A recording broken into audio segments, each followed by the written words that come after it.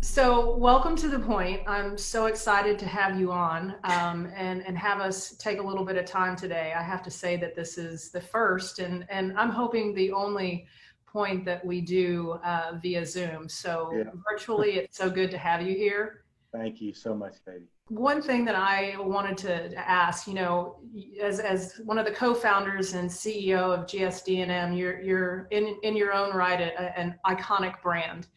And now that you've stepped away from the day-to-day, tell me what's fueling your passion these days. Don't tell anybody, but now that I actually send myself an email every morning at 4 a.m, and it says, "I wonder what the world has in store for me today. I think I'll go find out." All my life, I was taught, don't wait for the world to come to you. Go out there. It's going to come anyway. Good, bad, indifferent. Go out there and meet it. And so I've always believed for a long time marketing could be a force for good. And I did the Don't Mess with Texas campaign with my partner, Tim McClure, and we changed the culture of Texas from a littering state to a non-littering state. And we started thinking about that, and we sort of started thinking about purpose. This was 1984, and we kind of went from litter to pride. Don't mess with Texas. We didn't know that. And yet we reduced litter by that over 70% using marketing as a force for good. So all my life in the advertising business, I've always deeply believed that. When Harvey hit and Irma hit, I get a call from President Clinton, and he said all the former presidents wanted to do something to help the folks from Houston and Florida, and you're the only marketing person all of us trust.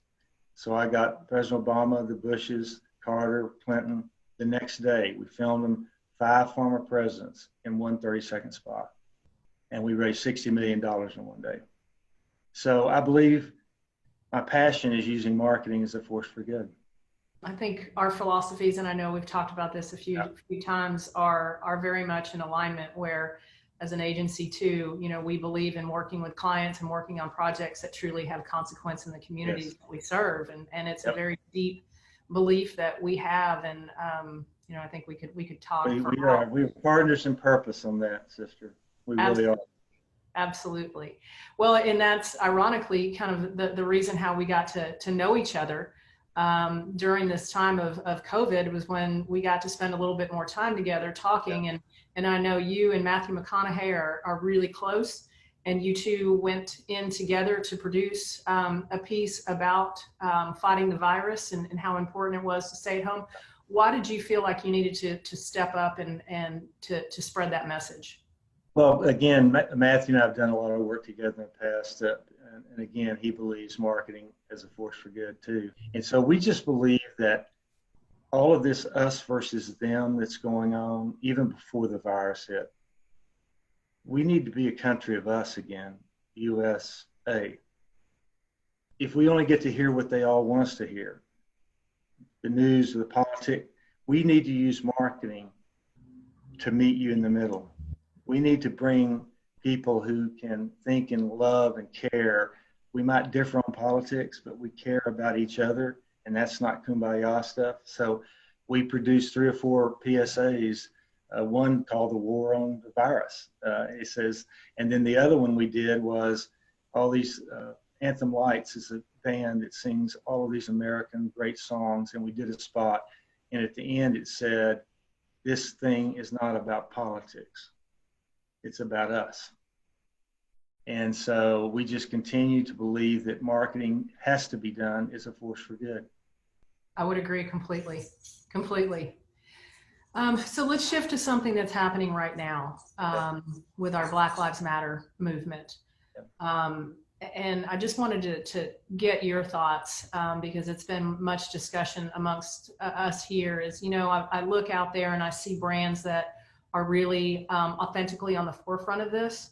And have really taken a strong position. I've also seen the brands that are really taking a more listen and learn approach.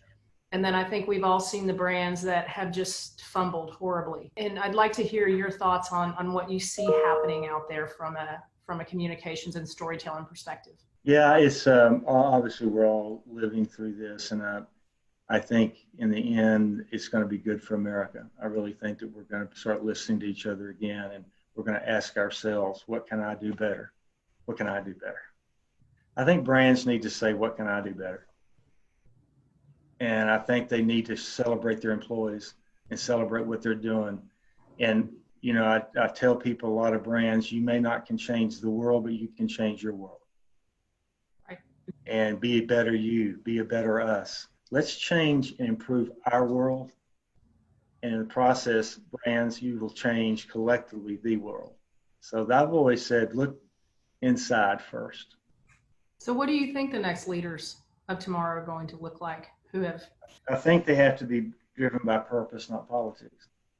And I think that, and I believe that for a long time, that if you really understand the difference between common ground and higher ground, common ground, oh, let's shake hands over the aisles and whatever, it's not working. It hasn't worked for a long time. We have to have leaders who say, why don't we get on the front porch and talk about this stuff? Why don't we look at the higher ground of America, not the common ground? And so I think at some point, and I know the leaders in your city and all of us are now trying to, with all these things going on, we got to get on the front porch again. That great Tracy Lawrence song, if the world had a front porch like we had back then, we'd have our problems, but we'd still be friends. And we need to have front porch conversations again. We're building a front porch in Austin, Texas, by the way. America's new front porch right now. I love it. I've seen it. I've seen the pictures. And your plan is to take that around the country. Am I correct? Yeah, and then we're going to have a permanent one right next to the convention center. The convention center is restoring a home built in 1875. It's almost all done with the front porch. And they're restoring it. They're giving it to me, not giving it, I have it. And we're going to start having teachers bring their classes and have classes on the front porch. And we're going to have city council meetings on the front porch once we can have them again. So part of the whole what's next, I think marketing needs to be more than advertising. I think marketing agencies need to be creating new ways to communicate, new problems to solve. That's what I've always believed. Advertising was just a side thing for me. I was trying to figure out what's the problem we're trying to solve. I agree completely. It's so in alignment with one of our pillars, which is being entrepreneurial. It's not about advertising, it's about solving problems. And sometimes those problems have absolutely nothing to do with an advertising message. It's, to your point, getting in front of someone, bringing people together, and solving the challenges that keep them from joining together. Also, kudos to Austin for the investment. You and I talked about this earlier, the investment that you're making in transit and infrastructure. That's a bold move, especially in a time like this. And that's a city that's investing in itself and investing in its future. Yeah. Well, Austin is my home, and we ain't perfect at all. And I think partly what we're trying to do maybe is that Jim Collins, who wrote Good to Great and Built to Last, great friend of mine, he talked about the genius of the A&D. So many times in politics, it's about or. You do this or you do that. He kept saying, no, you do this and you do that. Right. He said, the great ones are going to be the cities that stimulate progress, but also preserve their core. What is the core purpose? What are the core values? I think we have to have leaders who understand the genius of the and. We can do this and that. I'm not talking about dollars. I'm talking about concept. We have to do childcare and transportation. Now let's figure this out. I am in complete and total violent agreement with that. We can. It's got to be about and. We can take care of our future and our future generations, but we can't leave our core folks behind. Well, I think you've given all of us a lot to think about, and I'm hoping that we can do a second round. I just want to tell you, as a agency owner and marketer, you've set the bar so high. You're an inspiration to us, to so many others, because the ideas that you bring to the table and the passion that's behind it and the purpose that's behind it are so critical to coming together as a country, coming together as a community. And to your point, it's not about advertising. It's about storytelling and problem solving. And you're one of the best.